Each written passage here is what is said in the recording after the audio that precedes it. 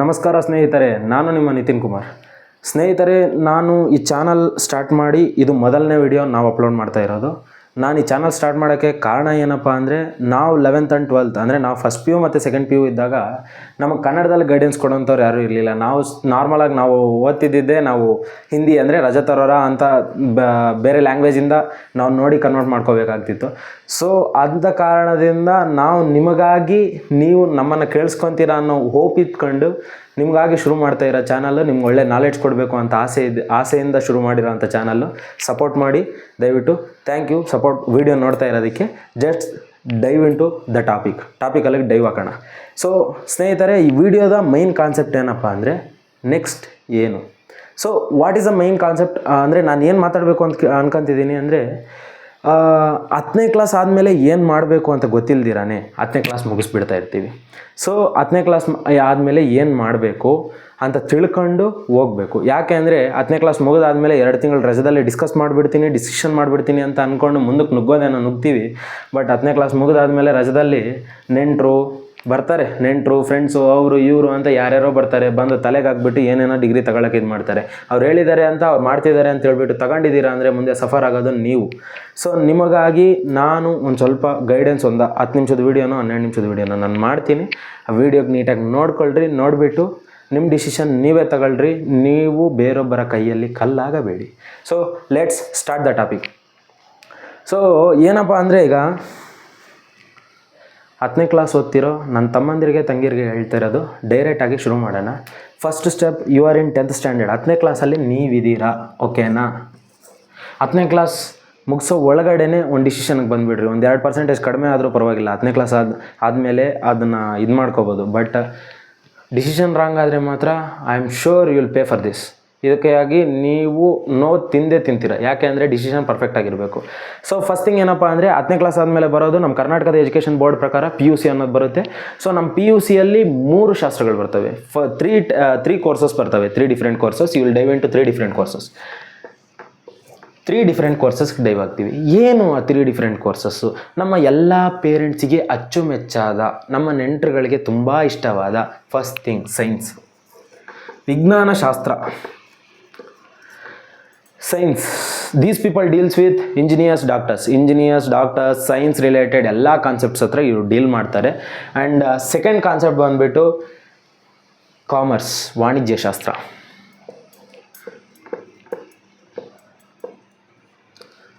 ಇಲ್ಲಿ ಕಾಮರ್ಸಲ್ಲಿ ಏನಪ್ಪ ಅಂದರೆ, ನೀವು ಅಕೌಂಟಿಂಗ್ ರಿಲೇಟೆಡ್ ಡೀಲ್ ಮಾಡ್ತೀರಾ, ಫೈನಾನ್ಷಿಯಲ್ ರಿಲೇಟೆಡ್ ಡೀಲ್ ಮಾಡ್ತೀರಾ, ಮ್ಯಾನೇಜ್ಮೆಂಟ್ ರಿಲೇಟೆಡ್ ಡೀಲ್ ಮಾಡ್ತೀರಾ.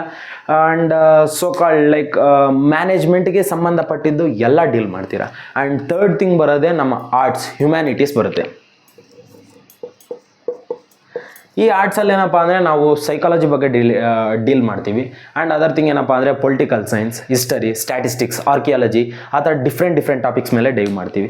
ಲೆಟ್ಸ್ ಡಿಸ್ಕಸ್ ಈ 3 ಟಾಪಿಕ್ಸ್ ಮೇಲೆ ಇನ್ ಡೀಟೇಲ್ಡಾಗಿ ಡಿಸ್ಕಸ್ ಮಾಡೋಣ. ನಿಮ್ಗೆ ಏನು ಬೇಕು ಅಂತ ಚೂಸ್ ಮಾಡ್ಕೊಳ್ಳೋ ಥರ, ನಾನು ಅರ್ಥ ಆಗೋ ಥರ ನಾನು ಹೇಳ್ತೀನಿ, ಓಕೆನಾ?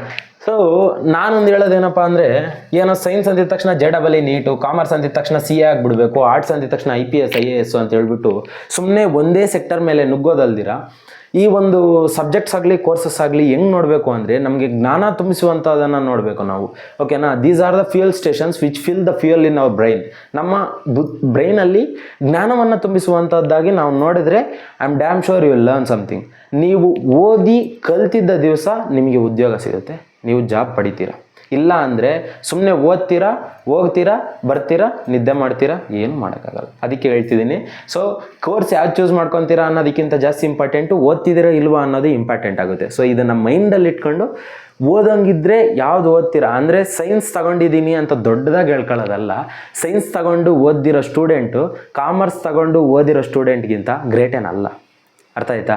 ಸೊ ಇಮ್ಯಾಜಿನ್, ಮೈಂಡಲ್ಲಿ ಇಟ್ಕೊಂಡು ನಿಮ್ಗೆ ಏನು ಇಷ್ಟನೋ, ಅರ್ಥ ಆಯ್ತಾ? ಯಾರೋ ಹೇಳಿದ್ದಲ್ಲ, ನಿಮ್ಗೆ ಏನು ಇಷ್ಟನೋ ಅದನ್ನೇ ತಗೊಳ್ರಿ. ಅದು ತಗೊಂಡಿದ್ದ ದಿವಸ ನೀವು ಖುಷಿಯಾಗಿರ್ತೀರ. 2,000 ಸಂಬಳ ಕಡಿಮೆ ಬಂದರೂ ಪರವಾಗಿಲ್ಲ, ನೀವು ಖುಷಿಯಾಗಿರ್ತೀರ. ಅದನ್ನು ನೋಡ್ಕೊಳ್ರಿ. ನಿಮ್ಮ ಲೈಫ್ನ ನೀವು ಹ್ಯಾಪಿಯಾಗಿ ಲೀಡ್ ಮಾಡಬೇಕು.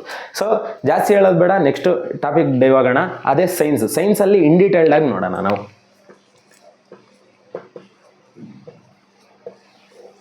ಸೈನ್ಸ್, ವಿಜ್ಞಾನ ಅಂದಿದ ತಕ್ಷಣ ನಮ್ಮ ಸ್ಟೂಡೆಂಟ್ಸ್ ಎಲ್ಲ ಭಯ ಬೀಳ್ತಾರೆ. ಅದೊಂದು ತಲೆನೋವು, ಫಿಸಿಕ್ಸು ಕೆಮಿಸ್ಟ್ರಿ ಅದು ಇದು ಅಂತ ಹೇಳ್ಬಿಟ್ಟು ಸ್ಟೂಡೆಂಟ್ಸ್ ಭಯ ಬೀಳ್ತಾರೆ. ಪೇರೆಂಟ್ಸ್ ಏನೋ ಇಷ್ಟಪಡ್ತಾರೆ, ನನ್ನ ಮಗ ಡಾಕ್ಟರ್ ಆಗಿಬಿಡ್ತಾನೆ, ನನ್ನ ಮಗ ಇಂಜಿನಿಯರ್ ಆಗಿಬಿಡ್ತಾನೆ ಅನ್ನೋದು ಪೇರೆಂಟ್ಸ್ ಅನ್ಕೊತಿರೋದು. ಯಾಕೆ ನಿಮ್ಗೆ ಹೇಳ್ತೀನಿ ಕೇಳಿ. 1995 ಸೋಕಾಲ್ ಟೈಮಲ್ಲಿ ಇಂಜಿನಿಯರ್ಸ್ಗೆ ಸ್ಕ್ಯಾರ್ಸಿಟಿ ಇತ್ತು ಮತ್ತು ಡಾಕ್ಟರ್ಸ್ಗೆ ಸ್ಕ್ಯಾರ್ಸಿಟಿ ಇತ್ತು. ಅವರಿಗೆ ಕೊರತೆ ಇದ್ದಿದ್ದ ಕಾರಣ ಇಂಜಿನಿಯರಿಂಗ್ಗೆ ಆ ಡಿಮ್ಯಾಂಡ್ ಇತ್ತು. ಬಟ್ ಈಗ ಅದೈತೆ ಅಂತ ಅನ್ಕೋಬೇಡ್ರಿ. ಸುಮಾರು ಜನ ಇಂಜಿನಿಯರ್ಸ್ ಅನ್ಎಂಪ್ಲಾಯ್ಡ್ ಆಗೂ ಇದ್ದಾರೆ. ಅದೇ ಥರ ಸ್ಕಿಲ್ ಇರೋ ಇಂಜಿನಿಯರ್ಸ್ ಜಾಬ್ ತಗೊಂಡು ಇದ್ದಾರೆ. So be careful while taking decision. ನಿಮಗೆ ಇಂಜಿನಿಯರಿಂಗ್ ಮೇಲೆ ಪಕ್ಕ ಐಡಿಯಾ ಐತೆ ಅಂದರೆ ಮಾತ್ರ ನೀವು ನುಗ್ಗಿ, ಇಲ್ಲ ಅಂದರೆ ಯಾರೋ ಹೇಳಿದ್ದಾರೆ ಅಂತ ಮಾತ್ರ ನುಗ್ಗಕ್ಕೆ ಹೋಗ್ಬೇಡ್ರಿ. ಓಕೆ, ಇನ್ ಸೈನ್ಸಲ್ಲಿ ನಾರ್ಮಲಾಗಿ ಏನೇನು ಡೀಲ್ ಮಾಡ್ತೀವಿ. ಸೈನ್ಸಲ್ಲಿ 3-4 ಕಾಂಬಿನೇಷನ್ಸ್ ಬರ್ತವೆ ನಾರ್ಮಲಾಗಿ. ಮೈನ್ ಇರೋದು ಅಂದರೆ 3 ಕಾಂಬಿನೇಷನ್ಸು. ಒಂದು ಬಂದುಬಿಟ್ಟು PCMB,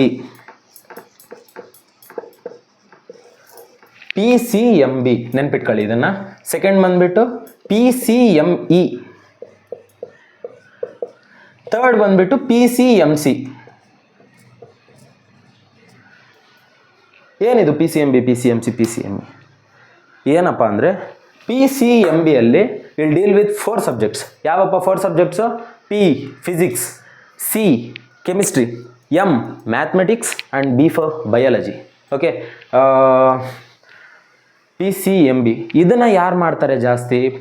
BSc ಜಿಯಾಲಜಿ ಮಾಡಬೇಕು ಅಂದ್ಕೊಂಡಿರೋರು. ಅಂದರೆ ಲೈಕ್ ನೀವು ಪ್ರಾಣಿಗಳ ಬಗ್ಗೆ, ಪ್ರಾಣಶಾಸ್ತ್ರದ ಬಗ್ಗೆ ಓದಬೇಕು ಅಂದ್ಕೊತಿದ್ದೀರಾ, ಮನುಷ್ಯನ ಬಗ್ಗೆ ಓದಬೇಕು ಅಂತಿದ್ದೀರಾ, ಅಂದರೆ ಮನುಷ್ಯನ ಒಂದು ಆರೋಗ್ಯಶಾಸ್ತ್ರದ ಬಗ್ಗೆ ಓದಬೇಕು ಅಂತಿದ್ದೀರಾ, ನೀವು ಡಾಕ್ಟರ್ ಫೀಲ್ಡ್ಗೆ ಹೋಗಬೇಕು ಅಂತಿದ್ದೀರಾ, ನೀವು ಡಾಕ್ಟರ್ ಆಗಬೇಕು, ಇಲ್ಲ BSc ಜಿಯಾಲಜಿ ಫೀಲ್ಡ್ಗೆ ಹೋಗಬೇಕು ಅಂತಿದ್ದೀರಾ, BSc ಅಗ್ರಿಕಲ್ಚರ್ ಮಾಡಬೇಕು ಅಂತಿದ್ದೀವಿ, ಪ್ಲ್ಯಾಂಟ್ ಬಗ್ಗೆ, ಬಾಟನಿ ಬಗ್ಗೆ, ನಮ್ಮ ಈ ಭೌತಿಕ ಶಾಸ್ತ್ರದ ಬಗ್ಗೆ, ಇದ್ರ ಬಗ್ಗೆ ತಿಳ್ಕೋಬೇಕು ಅಂತ ಆಸಕ್ತಿ ಇರೋರು, ಆಸೆ ಇರೋರು PCMBಗಿಳಿರಿ. ಅಂದರೆ ಇದು ಮಾಡಿದ್ದೀರಾ ಅಂದರೆ ಔಟ್ಕಮ್ ಏನಪ್ಪ ಅಂದರೆ, ನೀವು ಡಾಕ್ಟರ್ ಆಗಬಲ್ರಿ, ಬಾಟನಿ ಅಂದರೆ you will get into the various fields. ನಿಮ್ಮ ಸ್ಕಿಲ್ ಮೇಲೆ ಡಿಪೆಂಡ್, ನೀವು ವೇರಿಯಸ್ ಫೀಲ್ಡ್ಸ್ಗೆ ಹೋಗ್ತೀರಾ. But you will deal with this 4 subjects. ಈ 4 ಸಬ್ಜೆಕ್ಟ್ಸ್ ಓದೋದ್ರ ಮುಖಾಂತರ ಈ ಅಡ್ವಾಂಟೇಜ್ ಸಿಗುತ್ತೆ. ಸೆಕೆಂಡ್ ಥಿಂಗ್ ಬಂದುಬಿಟ್ಟು PCME. ಇದನ್ನು ಜಾಸ್ತಿ ಯಾರು ತಗೊಳ್ಳಲ್ಲ, ಬಟ್ ಹೇಳ್ತಿದ್ದೀನಿ. ಓಕೆನಾ? PCME ಅಂದರೆ P for physics, C for chemistry, M for mathematics and E for electronics. ಇದ್ರ ಮೇಲೆ ಡೀಲ್ ಮಾಡ್ತೀರಾ.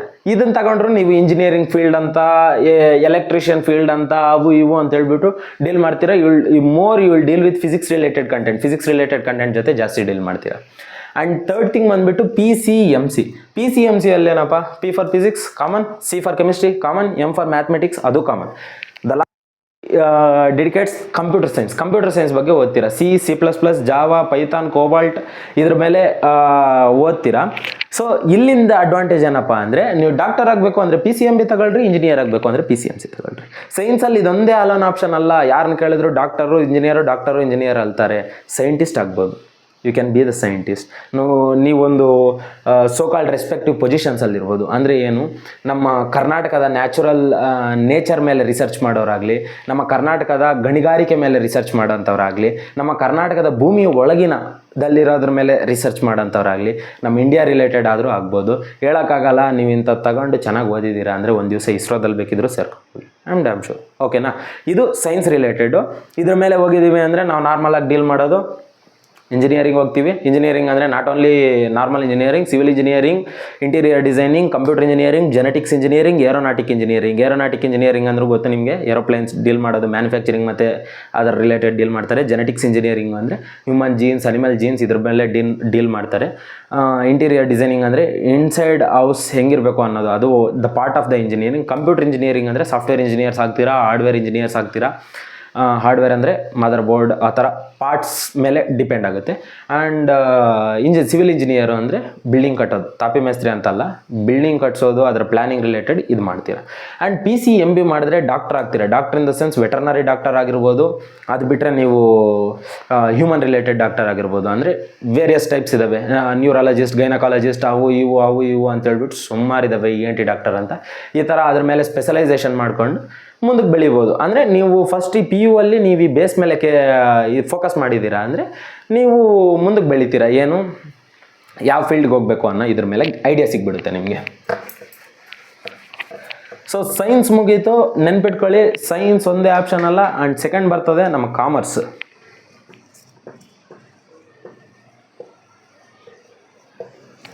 ಕಾಮರ್ಸ್, ವಾಣಿಜ್ಯಶಾಸ್ತ್ರ ಕೇಳೋದಕ್ಕೆ ತುಂಬ ಇಂಟ್ರೆಸ್ಟ್ ಆಗಿರುತ್ತೆ. ಆ್ಯಂಡ್ ಕಾಮರ್ಸ್ ತಗೊಂಡಿರೋರು ಭಾಳ ಕಮ್ಮಿ ಇದ್ದಾರೆ. ನೀವು ತಗೋಬೇಕು ಅಂದರೆ one of the best opportunity. ಈ ಟೈಮಲ್ಲಿ ಕಾಮರ್ಸ್ ಮಾಡಿರೋನಿಗೆ ಪಕ್ಕ ಜಾಬ್ ಸಿಗುತ್ತೆ. Management related, leadership related, will get more jobs. ಅದರಲ್ಲಿ ಮಾಡ್ಬೋದು. ಯಾಕೆ ಅಂದರೆ ಸೈನ್ಸ್ ತಗೊಂಡಿರೋರು ಸುಮಾರು ಜನ ಇದ್ದಾರೆ, ಕಾಮರ್ಸ್ ತಗೊಂಡಿರೋರು ಭಾಳ ಕಡಿಮೆ ಇದ್ದಾರೆ. ಓಕೆನಾ. ಈ ಕಾಮರ್ಸಲ್ಲಿ ಏನಪ್ಪ ಓದ್ತೀವಿ ಅಂದರೆ ನಮ್ಮ ಸ್ಟೇಟ್ ಬೋರ್ಡ್ ಇದರಲ್ಲಿ ಸೇಮ್ ಇಲ್ಲೂ 3 ಕಾನ್ಸೆಪ್ಟ್ಸ್ ಬರ್ತವೆ. First thing is CBA. Second thing is SCBA. ಓಕೆನಾ. SCBA ಬಿಟ್ಟರೆ MEBA. Okay, MEBA. And one more thing ಹೇಳೋದು ಮರ್ತದೆ, ಇದು CBSE ಅವರು ಕೂಡ ಆಲ್ಮೋಸ್ಟ್ ಸೇಮ್ ಇರ್ತವೆ. ಸಬ್ಜೆಕ್ಟ್ ಸ್ಟ್ರಕ್ಚರ್ಸ್ ಮೇ ಬಿ ಹೇಳೋದು ಡಿಫ್ರೆಂಟಾಗಿ ಹೇಳ್ಬೋದು. CBSE ಅವ್ರಿಗೂ ಆಲ್ಮೋಸ್ಟ್ ಸೇಮ್ ಇರುತ್ತೆ. ನೀವು CBSEನ ಸ್ಟೇಟ್ ಬೋರ್ಡ್ ಅನ್ನೋದ್ರ ಮೇಲೆ ನೋಡಬೇಡ್ರಿ. ಆ ಸಬ್ಜೆಕ್ಟ್ ಓದಿದ್ರೆ ನಿಮ್ಗೆ ಏನು ಸಿಗುತ್ತೆ ಅನ್ನೋದು ಐಡಿಯಾ ತಗೊಂಡ್ರೆ ನೀವು ಮ್ಯಾನೇಜ್ ಮಾಡ್ಕೋಬಲ್ರಿ ಇನ್ನು ಮುಂದಕ್ಕೆ. ಅರ್ಥ ಆಯ್ತಾ? ಸೊ ಈಗ CEBA. CL ಏನು ಬರುತ್ತೆ? Computer science. EL ಏನು ಬರುತ್ತೆ? ಎಕನಾಮಿಕ್ಸ್ ಬರುತ್ತೆ. BL ಏನು ಬರುತ್ತೆ? Business studies. AL ಏನು ಬರುತ್ತೆ? ಅಕೌಂಟೆನ್ಸಿ ಬರುತ್ತೆ. ಪಟ ಅಂತ ಹೇಳ್ಬಿಟ್ಟೆ. ಏನಪ್ಪ ಅಂದರೆ C for computer science, you will deal with the same computer languages where you can go into BCom ಅಲ್ಲಿಗೆ ಹೋಗ್ಬೋದು. BCA ಮಾಡ್ಬೋದು, bachelors in computer applications, where you will become software engineer. ಮತ್ತೆ ನೀವು ಸಾಫ್ಟ್ವೇರ್ ಇಂಜಿನಿಯರೇ ಆಗ್ತೀರಾ. ಅಂದರೆ economics ಅಂದರೆ ಏನು? ಅರ್ಥಶಾಸ್ತ್ರ. ನಮ್ಮ ಈ ಎಕನಾಮಿಕ್ಸ್ ಅಂದರೆ ದೇಶದ ಎಕನಾಮಿ ಬಗ್ಗೆ, ಕಂಟ್ರಿಯಲ್ಲಿ ಸ್ಟ್ಯಾಟಿಸ್ಟಿಕ್ಸ್ ಬಗ್ಗೆ, ಮತ್ತು ಜನರು ಹೇಗಿದ್ದಾರೆ, ಜನರ ಪಾಪ್ಯುಲೇಷನ್ ಎಷ್ಟೈತೆ, ವರ್ಕಿಂಗ್ ಫೋರ್ಸ್ ಎಷ್ಟು, ಅದರಲ್ಲಿ ವರ್ಕ್ ಮಾಡ್ದಿರೋರು ಎಷ್ಟು. So the maximum part of the management will be stayed here. ಅಂದರೆ ನಮ್ಮ ಕಂಟ್ರಿನ ನೀವು ಇನ್ ದ ಸೆನ್ಸ್ ನಮ್ಮ ಕಂಟ್ರಿ ಎಕನಾಮಿನ ಅರ್ಥ ಮಾಡ್ಕೊತೀರ, ನಮ್ಮ ಕಂಟ್ರಿ ಎಕನಾಮಿ ಜೊತೆ ಡೀಲ್ ಮಾಡ್ತೀರಾ ನೀವು. ಅರ್ಥ ಆಯ್ತಾ? ನಾವು ಈಗ ನೋಡೋದಾದರೆ ನಮ್ಮ Manmohan Singh is one of the greatest economist in the world. ಅಂದರೆ ನಮ್ಮ ದೇಶದ 13ನೇ ಪ್ರಧಾನಮಂತ್ರಿ ಅನಿಸುತ್ತೆ. 13ನೇ ಪ್ರಧಾನಮಂತ್ರಿ ಆದ ಮನಮೋಹನ್ ಸಿಂಗ್ ಅವರು is not alone prime minister. ಅವರು ಈ ದೇಶದ ವರ್ಲ್ಡಲ್ಲೇ one of the best economist. ನೀವು ಈ ಪೊಸಿಷನಲ್ಲೂ ಹೋಗ್ಬೋದು. It is also one of the powerful position economy ಓದೋದ್ರಿಂದ. ಬಿಸ್ನೆಸ್ ಸ್ಟಡೀಸ್ ಏನಪ್ಪ ಅಂದರೆ ನೀವು ಪಾಲಿಟಿಕ್ಸಲ್ಲೇ ಅಲ್ಲ, ಬಿಸ್ನೆಸ್ಸಲ್ಲೇ ಅಲ್ಲ, ಹಾಸ್ಪಿಟ್ಲಲ್ಲೇ ಅಲ್ಲ, ಸೈನ್ಸ್ ಅವ್ರು ಇರೋದಾಗಲಿ, ಆರ್ಟ್ಸ್ ಅವ್ರು ಇರೋದಾಗಲಿ, ಎಲ್ಲಿದ್ದರೂ ಸರಿ ಒಂದು ಆರ್ಗನೈಸೇಷನ್ ಅಂದಮೇಲೆ ಮ್ಯಾನೇಜ್ಮೆಂಟ್ ಇರಬೇಕು. ಆ ಮ್ಯಾನೇಜ್ಮೆಂಟ್ ಗೊತ್ತಾಗಬೇಕು ಅಂದರೆ ಬಿಸ್ನೆಸ್ ಸ್ಟಡೀಸ್ ಓದಬೇಕು. And one more thing, business studies is not all about the books. ನೀವು ಬುಕ್ಸ್ ಓದೋದ್ರ ಮುಖಾಂತರನೇ ಬಿಸ್ನೆಸ್ ಸ್ಟಡೀಸ್ ಕರೆಯಲ್ಲ. ಅಂದರೆ ಮಾರ್ಕ್ಸ್ ಪಡೆಯೋದಕ್ಕೆ ಬುಕ್ಸ್ ಓದಿದ್ರೆ ಸಾಕು, ಬಟ್ ಜೀವನದಲ್ಲಿ ಬಿಸ್ನೆಸ್ ಸ್ಟಡೀಸ್ನ ಅಳವಡಿಸಬೇಕು, ಜೀವನದಲ್ಲಿ ಮ್ಯಾನೇಜ್ಮೆಂಟ್ನ ಅಳವಡಿಸಬೇಕು ಅಂದರೆ ಬಿಯಾಂಡ್ ದಟ್ ಎಕ್ಸ್ಪ್ಲೋರ್ ಮಾಡಬೇಕು. ಅವತ್ತೇ ನೀವು ಇದು ಮಾಡ್ತೀರಾ. ಅಕೌಂಟಿಂಗ್ ಅಂದರೆ ಏನಪ್ಪ ಅಂದರೆ ಒಂದು ಬಿಸ್ನೆಸ್ಗೆ ಬ್ಯಾಕ್ ಬೋನ್ ಅನ್ನೋದು ನಮ್ಮ ಅಕೌಂಟಿಂಗು. ಯಾಕೆ ಬಿಸ್ನೆಸ್ಗೆ ಬ್ಯಾಕ್ ಬೋನ್ ನಮ್ಮ ಅಕೌಂಟಿಂಗ್ ಅಂತೀವಿ? ₹1 ಎಲ್ಲಿಗೆ ಹೋಗ್ತೈತೆ, ₹1 ಎಲ್ಲಿಂದ ಬರ್ತೈತೆ, ಆ ಬಂದಿರೋ ರೂಪಾಯಲ್ಲಿ ಎಷ್ಟು ಪೈಸೆ ಖರ್ಚಾಗ್ತೈತೆ, ಪೈಸೆ ಹೋಗಿ ಎಷ್ಟು ಉಳ್ಕೊತೈತೆ, ಯಾರಿಗೆ ಎಷ್ಟು ಕೊಡಬೇಕು, ಎಲ್ಲಿ ಎಷ್ಟು ಎತ್ತಿಡಬೇಕು, ಎಲ್ಲದು ಅಕೌಂಟಿಂಗಲ್ಲೇ ಇರುತ್ತೆ. ಅಂದರೆ ಪಿನ್ ಟು ಪಿನ್ ನಾವು ಪ್ರತಿಯೊಂದು ಸ್ಟೋರ್ ಮಾಡೋದು ಅಕೌಂಟಿಂಗಲ್ಲಿ ಸ್ಟೋರ್ ಮಾಡ್ತೀವಿ. ಆ್ಯಂಡ್ ಸೆಕೆಂಡ್ ಥಿಂಗ್ ಏನಪ್ಪ ಅಂದರೆ SCBAಲ್ಲೂ ಸೇಮು. ಅಂದರೆ ಸ್ಟ್ಯಾಟಿಸ್ಟಿಕ್ಸ್ ಅಂದರೆ ಎಕನಾಮಿಕ್ಸ್ ಥರನೇ ಸ್ಟ್ಯಾಟಿಸ್ಟಿಕ್ಸನ್ನು. But statistics is all about numerical data. ಅಂದರೆ ನಂಬರ್ಸ್ ಅನ್ನೋ ಡಾಟಾ ಅದ್ರ ಮೇಲೆ ಇರುತ್ತೆ. ಬಟ್ ಎಕನಾಮಿಕ್ಸ್ ಆ ಥರ ಅಲ್ಲ. Economics will deal with theory also. ಅಂದರೆ ನಮ್ಮ ಪಾಸ್ಟಿಂದ ಫ್ಯೂಚರ್ವರೆಗೂ ಇರುತ್ತೆ. ಸ್ಟ್ಯಾಟಿಸ್ಟಿಕ್ಸ್ ಹಂಗಲ್ಲ, ಪಾಸ್ಟ್ ಡಾಟಾ ಮೇಲೇ ಇರುತ್ತೆ, ಪಾಸ್ಟ್ ಪ್ರೆಸೆಂಟಲ್ಲಿ ಮಾತ್ರನೇ ಇರುತ್ತೆ. That is statistics, economics, business studies, accountancy same. MEBA ಅಂದರೆ maths, economics, business studies. Third thing ಬಂದುಬಿಟ್ಟು MEBA. ಥರ್ಡ್ ಥಿಂಗ್ ಬಂದುಬಿಟ್ಟು ಅಕೌಂಟೆನ್ಸಿ. ಇದರಲ್ಲಿ ಏನಪ್ಪ ಅಂದರೆ ಮ್ಯಾಥ್ಸು, ಎಕನಾಮಿಕ್ಸು, ಬಿಸ್ನೆಸ್ ಸ್ಟಡೀಸ್ ಇದು ಸೇಮೇ, ಜಾಸ್ತಿ ಇದು ಮಾಡಲ್ಲ ನಾನು ಅದನ್ನು. ಬಟ್ ಈ ಕಾಮರ್ಸ್ ಮಾಡಿದ್ರೆ ಏನಪ್ಪ ಬೆನಿಫಿಟ್ಟು? ಫಸ್ಟ್ ಥಿಂಗ್, BComಗೆ ಹೋಗ್ತೀರಾ. BComಲ್ಲಿ ನೀವು ಬ್ಯಾಂಕಿಂಗ್ ಸೆಕ್ಟರ್ಗೆ ಹೋಗ್ಬೋದು. ಅಂದರೆ 20-25 ವರ್ಷಕ್ಕೆ ನೀವು ಬ್ಯಾಂಕ್ ಮ್ಯಾನೇಜರ್ಸ್ ಆಗಿ ಕೂತ್ಕೋಬೋದು. BBA ಮಾಡ್ತೀರಾ. BBA ಮಾಡಿದ್ದೀರಾ ಅಂದರೆ even software company required A manager. That manager comes from BBA. ಅರ್ಥ ಆಯ್ತಾ? ಸಾಫ್ಟ್ವೇರ್ ಕಂಪ್ನಿ ಆದರೂ ಸರಿ, ಯಾವ ಕಂಪ್ನಿ ಆದರೂ ಸರಿ, ಮ್ಯಾನೇಜರ್ ಬೇಕೇ ಬೇಕು. ಆ ಮ್ಯಾನೇಜರ್ BBAಯಿಂದ ಬರುತ್ತೆ. BBA ಮಾಡ್ಬೋದು, BCom ಮಾಡ್ಬೋದು, CA ಮಾಡ್ಬೋದು, CFA ಮಾಡ್ಬೋದು, CMA ಮಾಡ್ಬೋದು. ಈ ಥರ ಡಿಫ್ರೆಂಟ್ ಟೈಪ್ಸ್ ಆಫ್ ಕೋರ್ಸ್ ಐತೆ. ವ್ಯಾರಿಯಸ್ ಆಪರ್ಚುನಿಟಿ ಐತೆ, ವಾಸ್ಟ್ ಆಪರ್ಚುನಿಟಿ ಐತೆ ಈ ವರ್ಲ್ಡಲ್ಲಿ ಕಾಮರ್ಸ್ ಸ್ಟೂಡೆಂಟ್ಸ್ಗೆ. ಇದೇನೂ ಆಗಲಿಲ್ಲ ಅಂದರೆ ಸ್ವಂತದ ಬಿಸ್ನೆಸ್ ಬೇಕಿದ್ರು ತೆಗಿಬೋದು. ಇದು ಕಾಮರ್ಸಿಂದ ಆಪರ್ಚುನಿಟಿ. ಕಾಮರ್ಸಿಂದನೂ ಮಸ್ತ್ ಆಪರ್ಚುನಿಟೀಸ್ ಇದೆ. ಕಾಮರ್ಸ್ ಮುಗಿಸ್ಬಿಟ್ವಿ, ಸೈನ್ಸ್ ಮುಗಿಸ್ಬಿಟ್ವಿ. ಇನ್ನು ಲಾಸ್ಟಲ್ಲಿರೋದೇ ನಮ್ಮ ಆರ್ಟ್ಸ್ ಅಂದರೆ ಎಲ್ಲರೂ ಅದನ್ನು ಆರ್ಟ್ಸ್ ಅಂದರೆ ನಮ್ಮ ಆಲ್ಮೋಸ್ಟ್ ಕೋರ್ಸಸ್ಸಿಂದ ಪಕ್ಕಕ್ಕೆ ತೆಗೆದಿರೋ ರೇಂಜಿಗೆ ಬಂದುಬಿಟ್ಟೈತೆ. ಆರ್ಟ್ಸ್ನ ಯಾರು ತಗೊಳ್ಳೋರೇ ಇಲ್ಲ. ಯಾಕೆ?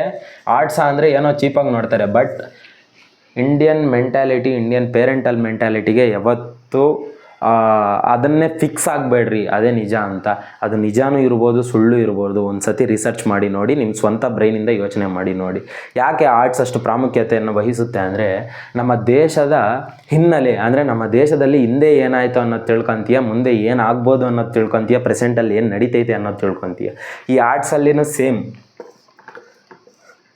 ಆರ್ಟ್ಸಲ್ಲಿ ಸುಮಾರು ವೆರೈಟೀಸ್ ಇದ್ದಾವೆ. HEPS, HEPSY, ಓಕೆ, HEPSY, ಇನ್ನೊಂದು HESP, ಈ ಥರ ಡಿಫ್ರೆಂಟ್ ಟೈಪ್ಸ್ ಆಫ್ ವೆರೈಟೀಸ್ ಇದ್ದಾವೆ. ಏನಪ್ಪ HEPSY ಅಂದರೆ, H for history, E for economics, P for political science, S for science statistics. ಅರ್ಥ ಆಯ್ತಾ? ಮತ್ತು ಇನ್ನೊಂದು HEPS ಏನಪ್ಪ ಅಂದರೆ, H for history, E for economics, P for political science, S for psychology, PSY for psychology. ಇನ್ನೊಂದು HEPS same political science, statistics ಈ ಥರ deal ಮಾಡುತ್ತೆ.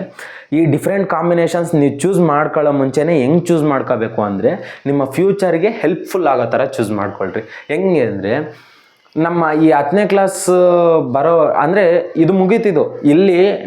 ನಾನು ಹೇಳ್ತೀನಿ ಕೇಳಿ, ಇಲ್ಲಿ you can make BA degree, LLBಗೆ ಹೋಗ್ಬೋದು, BAಗೆ ಹೋಗ್ಬೋದು. LLB ಅಂದರೆ ನಮ್ಮ ಲಾ ಬಗ್ಗೆ ತಿಳ್ಕೊತೀರಾ. BA ಮಾಡ್ಬೋದು, bachelors in arts, different types of ವೆರೈಟೀಸಲ್ಲಿ ಬ್ಯಾಚುಲರ್ಸ್ ಇನ್ ಆರ್ಟ್ಸ್ ಮಾಡ್ಬೋದು. ಲ್ಯಾಂಗ್ವೇಜಸ್ ಮೇಲೆ ತಗೋಬೋದು, ಲಿಟ್ರೇಚರ್ ಮೇಲೆ ಹೋಗ್ಬೋದು.